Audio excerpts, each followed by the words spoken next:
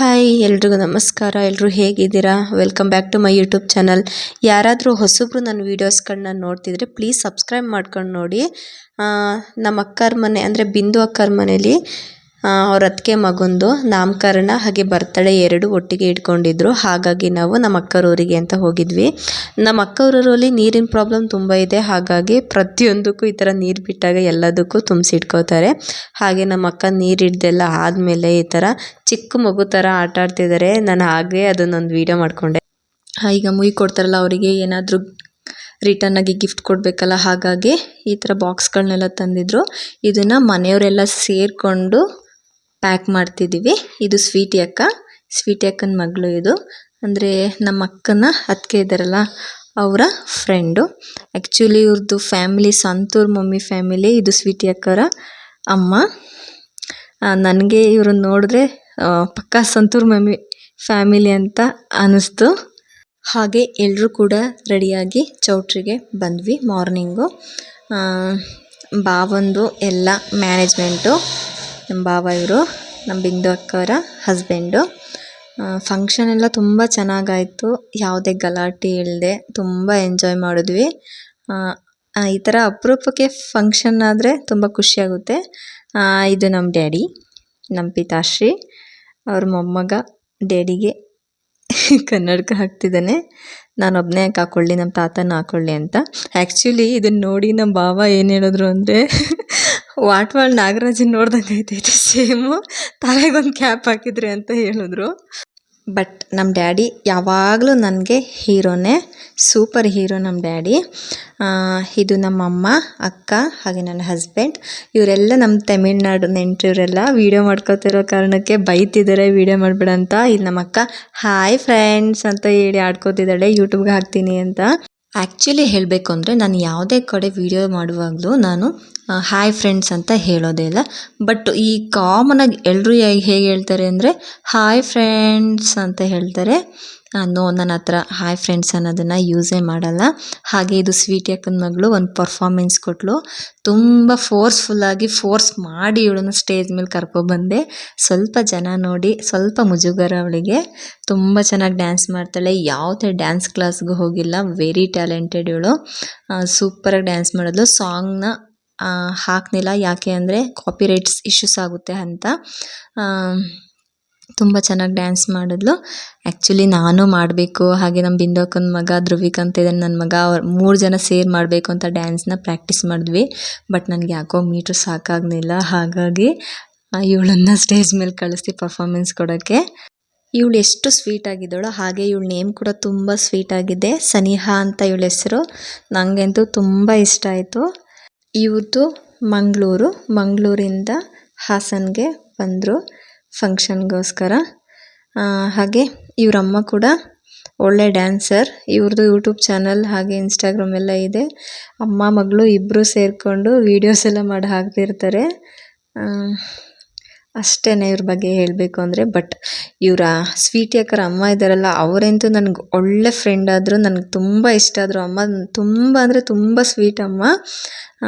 ಇದು ಫಂಕ್ಷನ್ ಆದ ಮಾರನೇ ಬೆಳಗ್ಗೆ ವಿಡಿಯೋ ನಂದು.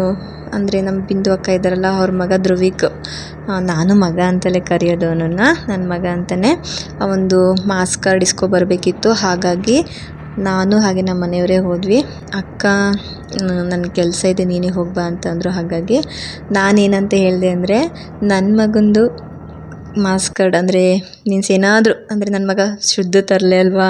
ಹಾಗಾಗಿ ನನ್ನ ಮಗಂದು ಏನಾದರೂ ಕಿತಾಪತಿ ಏನಾದರೂ ದೊಡ್ಡದೇನಾದರೂ ಜಗಳ ಆದರೆ ನೀವಿಬ್ಬರೇ ಹೋಗಬೇಕು ಗಂಡ ಹೆಂಡ್ತಿ ಅಂತ ಹೇಳಿದೆ.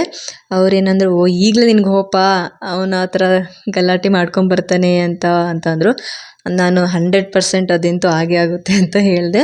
ಯಾಕಂದರೆ ಈಗಲೇ ಗೊತ್ತಾಗುತ್ತಲ್ಲ ಅವ್ನ ಟ್ಯಾಲೆಂಟ್ ಯಾವ ರೀತಿ ಇದೆ ಅಂತೇಳಿ. ಹಾಗಾಗಿ ನನ್ನ ಅಕ್ಕನ ಮಗ ಸ್ಕೂಲ್ಗೆ ಹೋಗೋ ರೋಡು, ನೇಚರು ತುಂಬ ಅಂದರೆ ತುಂಬಾ ಚೆನ್ನಾಗಿದೆ. ಎಷ್ಟು ಕೂಲ್ ವೆದರ್ ಅಂದರೆ ಅವನೊಂಥರ ಅದೃಷ್ಟ ಮಾಡಿದ್ದಾನೆ ಈ ಥರ ನೇಚರಲ್ಲಿ ಓದೋಕ್ಕೆ ಅಂತ ಅಂದ್ಕೊಂಡೆ. ಹಾಗೆ ಒಳ್ಳೆ ಮಾರ್ಕ್ಸ್ ಕೂಡ ತೆಗ್ದಿದ್ದಾನೆ ಎಕ್ಸಲೆಂಟಾಗಿ. ತುಂಬ ಖುಷಿ ಆಯಿತು ಮಾರ್ಕ್ಸ್ ಕಾರ್ಡ್ ನೋಡಿ. ತುಂಬ ಎಕ್ಸ್ಪೆಕ್ಟೇಷನ್ ಇಟ್ಕೊಳ್ಳೋದು ಒಳ್ಳೆಯದಲ್ಲ ಅಂತ ಅನಿಸುತ್ತೆ. ಓಕೆ, ಅವ್ರಿಗೆ ಎಷ್ಟು ಅರ್ಥ ಆಗುತ್ತೆ, ಎಷ್ಟು ಓದೋಕ್ಕೆ ಆಗುತ್ತೆ ಅಷ್ಟು ಓದಿದ್ರೆ ಸಾಕು. ಫೋರ್ಸ್ಫುಲ್ಲಾಗಿ ನಾವು ಓದಿ ಅಂತೇಳಿ ಟಾರ್ಚರ್ ಮಾಡಬಾರ್ದು. ಹೌದಾ? ಹಾಂ ಹಾಂ ಹಾಂ ಹಾಂ.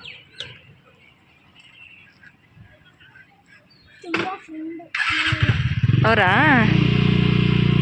ಸಿಸ್ಟರ್ನೇ ಫ್ರೆಂಡ್ ಮಾಡ್ಕೊಂಡಿದ್ದೀಯಾ? Very good. ಬಾ. ಇನ್ನು ಮನೆಯಲ್ಲಿ ನಾನು ಮನೆಗೆ ಬಂದಿದ್ದೆ, ನೋಡಿದೆ ಫೀಸ್ ಹಾಕಿತ್ತು ಅಂತ ಎಲ್ಲ ಕೇಳ್ತಿರ್ತಾರೆ. ಹೌದಾ? ನನ್ನ ಮಗ ಇಲ್ಲಿ ಸಿಸ್ಟರ್ನ ಫ್ರೆಂಡ್ ಮಾಡ್ಕೊಂಡಿದ್ದಾನಂತೆ, ಹಾಗಾಗಿ ಹೇಳ್ತಿದ್ದಾನೆ ಅದನ್ನು.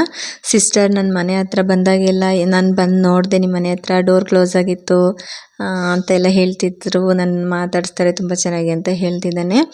ಹಾಗೆ ದೊಡ್ಡಮ್ಮ ಅಂದರೆ ತಮಿಳ್ನಾಡು ಅತ್ತೆ ಇದ್ದಾರೆ, ಅಂದರೆ ನಮ್ಮ ಬಿಂದಕ್ಕರ ಅಪ್ಪಾಜಿ ಇದ್ದಾರಲ್ಲ ಅವರ ತಂಗಿ, ಹಾಗೆ ತಂಗಿ ಮಕ್ಕಳು.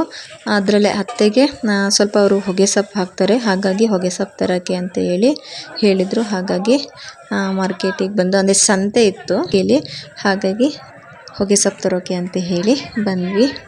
ತುಂಬ ಚೆನ್ನಾಗಿ ನಡೀತಿತ್ತು. ದೊಡ್ಡ ಸಂತೆ, ಹಾಸನ ಸಂತೆಗಿಂತ ತುಂಬ ದೊಡ್ಡದಾಗೇ ಇತ್ತು ಈ ಮಗ್ಗೆ ಸಂತೆ ನನಗನ್ಸಿದ್ದು.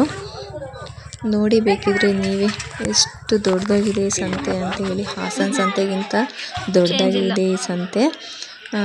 ಮತ್ತು ಇನ್ನೊಂದೇನು ಅಂದರೆ, ಆಗಲೇ ಹೇಳ್ದಂಗೆ ನನ್ನ ಮಗ ಒಳ್ಳೆ ಕಡೆ ಓದ್ತಿದ್ದಾನೆ ಅಂತ ಹೇಳಿದೆ. ಸ್ಕೂಲು ಕೂಡ ಚೆನ್ನಾಗಿದೆ, ಕ್ರಿಶ್ಚಿಯನ್ ಸ್ಕೂಲು ಅದು. ತುಂಬ ಅಂದರೆ ತುಂಬ ಫ್ರೆಂಡ್ಲಿಯಾಗಿ ಟ್ರೀಟ್ ಮಾಡ್ತಾರೆ ಸ್ಕೂಲಲ್ಲಿ ಸ್ಟೂಡೆಂಟ್ಗಳನ್ನ. ಹಾಗೆ ಅವನು ಹೋಗೋ ರೋಡ್ ಕೂಡ ತುಂಬ ಗಿಡ ಮರ, ಒಳ್ಳೆ ಗಾಳಿ ಬೆಳಕು, ತುಂಬ ಚೆನ್ನಾಗಿದೆ ಅವನು ಓದ್ತಿರೋಂತಹ ಜಾಗ. ಅವನ ಸ್ಕೂಲ್ ಇದು. ಸಂತೆಯಿಂದ ಎಲ್ಲನೂ ತಗೊಂಡು ವಾಪಸ್ ಹೋಗ್ತಿದ್ದೀವಿ. ತುಂಬ ಚೆನ್ನಾಗಿದೆ ಸ್ಕೂಲ್, ನನಗಂತೂ ತುಂಬ ಇಷ್ಟ ಆಯಿತು. ಮಗ್ಗೆ ಸೈಡವ್ರು ಯಾರಾದರೂ ನನ್ನ ವೀಡಿಯೋಸ್ಗಳನ್ನ ನೋಡ್ತಾ ಇದ್ದರೆ ಪ್ಲೀಸ್ ಕಾಮೆಂಟ್ ಮಾಡಿ.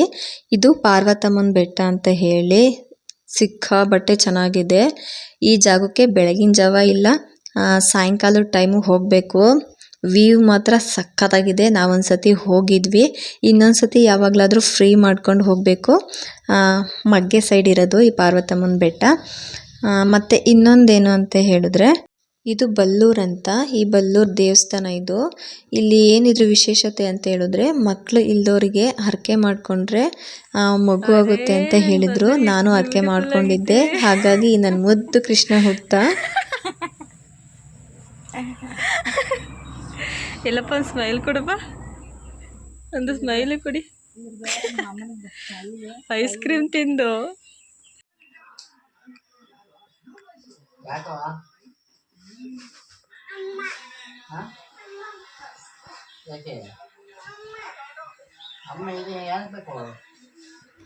ನನ್ನ ಮಗು ಗೊತ್ತಿಲ್ಲ ನಾನು ಇಲ್ಲಿರೋದು.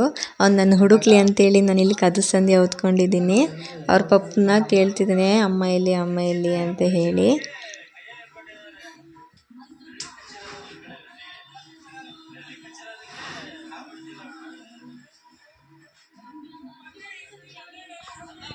ಅಡುಗೆ ರೂಮ್ಗೆಲ್ಲ ಹೋಗಿ ನೋಡ್ಕೊಂಡು ಬರ್ತಿದ್ದಾನೆ.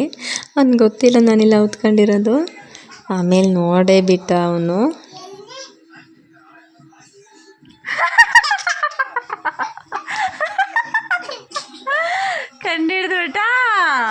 ಹಾಗೆ ಸಂಜೆ ನಾನು ಹಾಗೆ ನನ್ನ ತಂಗಿ, ಅಂದರೆ ನನ್ನ ತಮಿಳ್ನಾಡು ಅತ್ತೆ ಇದ್ದಾರೆ, ಆ ಅತ್ತೆ ಮೊಮ್ಮಗಳಿವರು ಆಣೆಕಲ್ಲ ಆಡ್ತಿದ್ವಿ. ಇದು ನಿಜವಾಗ್ಲೂ ಮರ್ತೋಗಿತ್ತು. ಆಗಂತೂ ತುಂಬ ಅಂದರೆ ತುಂಬ ಆಟ ಆಡ್ವಿ ಈ ಥರ ಎಲ್ಲ. ಈಗ ಎಲ್ಲ ಆಟಗಳು ಮಾಸಿ ಹೋಗ್ತಿದೆ, ಬರೀ ಮೊಬೈಲು ಅದು ಇದು ಅಂತ ಅಂದ್ಕೊಂಡು. ಎಲ್ಲರೂ ಒಟ್ಟಿಗೆ ಸೇರಿದ್ರಿಂದ ಒಂದು ಹಾವು ಏಣಿ ಆಟ ಆಡಿದ್ವಿ, ಹಾಗೆ ಆಣೆಕಲ್ಲು ಆಟ ಆಡಿದ್ವಿ. ತುಂಬ ಎಂಜಾಯ್ ಮಾಡಿದ್ವಿ. ಈ ಥರ ಅಪರೂಪಕ್ಕೆ ಫ್ಯಾಮಿಲಿ ಜೊತೆ ಸೇರಿದಾಗ ಈ ಫೋನೆಲ್ಲ ಪಕ್ಕಕ್ಕೆ ಇಟ್ಬಿಟ್ಟು ಈ ಥರ ಎಂಜಾಯ್ ಮಾಡ್ಕೊಂಡಿದ್ರೆ ನಮಗೂ ಮೈಂಡ್ ಫ್ರೆಶ್ ಆಗುತ್ತೆ, ಹೆಲ್ದಿಯಾಗಿರ್ತೀವಿ ಅಂತ ಅನ್ಕೋತೀನಿ. ಮೊಬೈಲ್ ನೋಡಿ ನೋಡಿ ನೋಡಿ ಕಣ್ಣೆಲ್ಲ ಹಾಳಾಗಿ ಹೋಗಿರ್ತಾವಲ್ಲ, ಹಾಗೆ ನಮ್ಮ ಅಕ್ಕರೂರಲ್ಲಿ ಏನು ಫೇಮಸ್ಸು ಅಂತ ಹೇಳಿದ್ರೆ ಮೇನ್ ಈ ಕೋತಿ.